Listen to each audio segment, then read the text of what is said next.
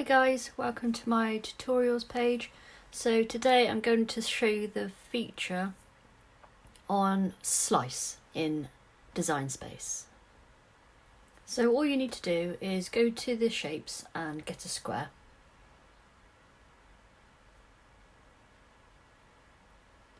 And we're going to change the square of the colour, which is up here.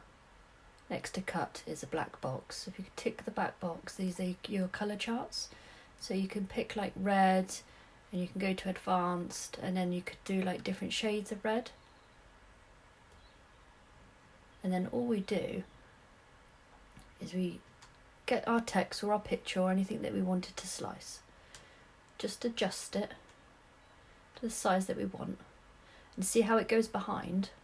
We just go up to arrange and press send to the front, and then we could just pop this over the top and say we want that central, but we don't know how to do it. We just highlight the square, and the top it says align. You press that and just press center. It will align our name central, and then just highlight it all.